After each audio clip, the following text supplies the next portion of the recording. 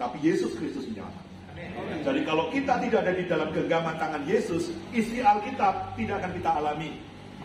Hidup kita tidak akan jadi kesaksian. Kita akan dibicarakan orang dengan nada sinis. Katanya Kristen, tetapi tidak mengalami Kristus. Dalam hal ini, nama Tuhan tidak dipermuliakan. Tetapi pada siang ini kita sudah jauh-jauh datang kemari ya. Ini 2 kali saya ke Bukit Pelangi ini. Pertama melayani Keramat kalau tidak salah. Ya kemudian sekarang Bethlehem, puji Tuhan. Saya membayangkan udara sejuk, ya 9 derajat ya Pak Yanto. Ternyata 33 ini kayaknya nih. Untung bapak-bapak pakai kaos ya sehingga lebih sejuk. Perusahaan-perusahaan sering mengadakan acara outing seperti ini, outbound, memanggil motivator, ya kan bayar mahal. Untuk apa sih? Menurut Anda untuk apa? Perubahan. Kenapa nggak diubah di Jakarta? Susah. Baru nanti dibawa ke hutan, main game, kemudian ada motivator datang, mengalami sesuatu, baru yang susah diubah di Jakarta, bisa diubah di hutan. Seperti Kopassus itu, untuk mencetak prajurit yang militer, itu 4 bulan di hutan. Dengan segala tantangannya. Ya kemarin saya mendengar kesaksian dari seorang yang pernah mengalami pendidikan Kopassus bukan 4 bulan, 7 bulan di luar negeri. Wow, berangkat siapa, pulang siapa, jauh beda. Jadi tidak dengan sendiri seorang anak Tuhan, pria-pria Pantai Costa, Pelbrik itu tangguh. Tidak sendirinya. Bahwa kita terlahir pria itu sebagai jenis kelamin. Laki-laki. Di dalam Alkitab dikatakan male. Laki-laki itu jenis kelamin. Tapi apakah mentang-mentang laki-laki dia adalah pria? Belum tentu. Male tidak selamanya atau tidak menggaransi menjadi man.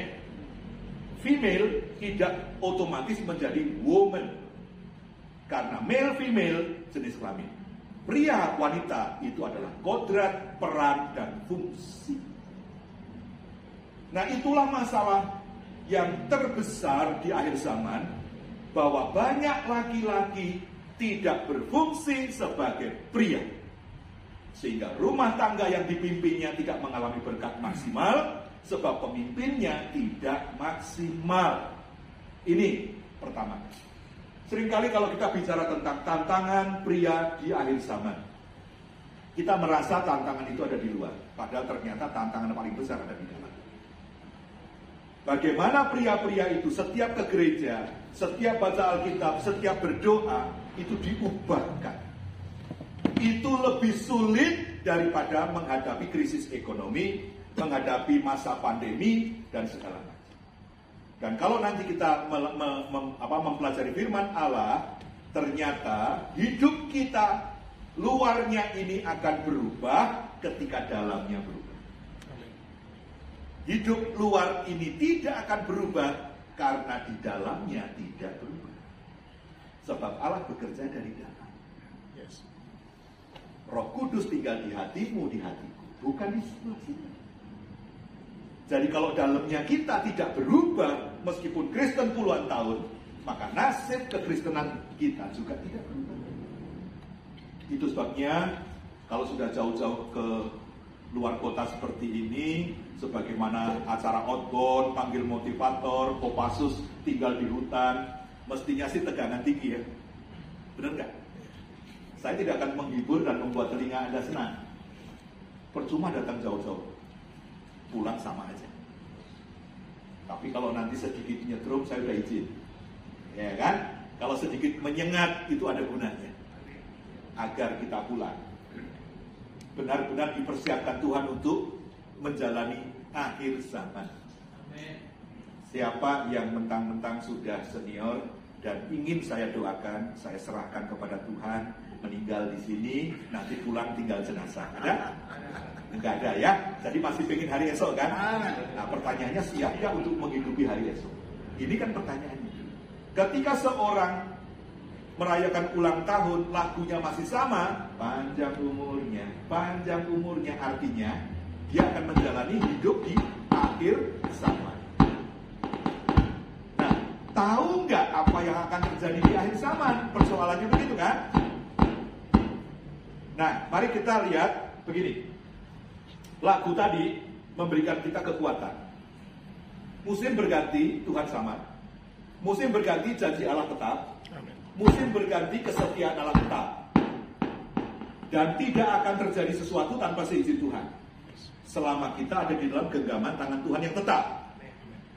Jadi kalau syarat ini tidak dipenuhi, yaitu tinggal dalam genggaman Allah yang tetap, maka musim berganti itu tidak akan ada garansi perlindungan yang tetap, kan begitu? Ya. Jadi artinya begini, perjalanan hidup kita ini oleh iman. Iman berdasarkan firman, sesuatu yang tetap.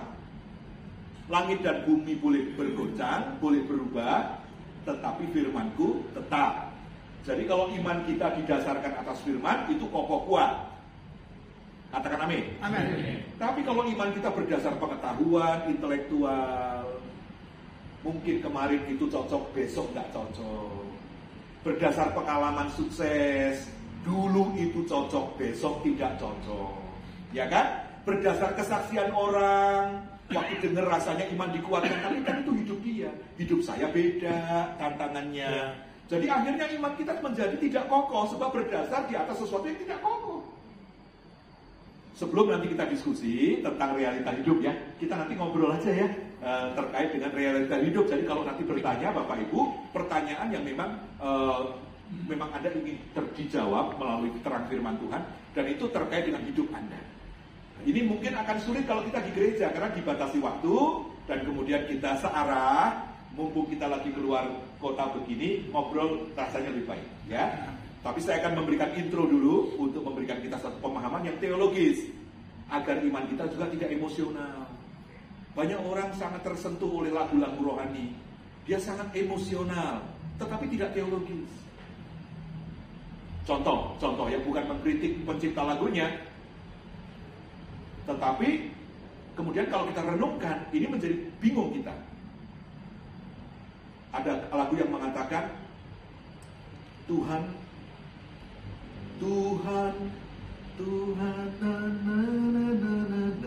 apa ya? Tuhan inilah yang ku mau. Terus Kau menjaga hatiku. Amsal 4:23 bilang apa? Jagalah hatimu. Jadi menjaga hati PR-nya siapa?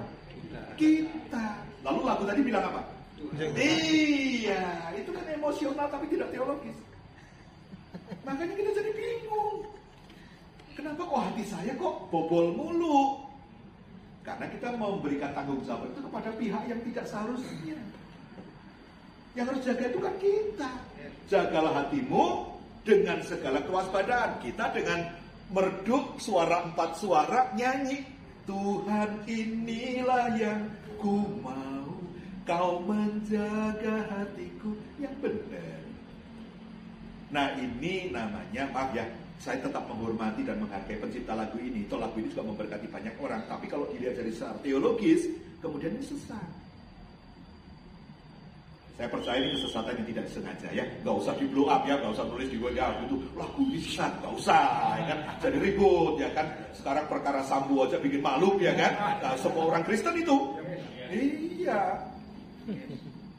Iya kan? Jangan nambah-nambahin ya. Kita mau memuliakan Tuhan. Ya, kita mulai dengan firman agar iman kita teologis, bukan iman yang emosional ya. 2 Timotius pasal 3 ayat 1 sesuai dengan spanduk itu ya. 2 Timotius pasal 3 ayat 1, ini bisa memunculkan Alkitab?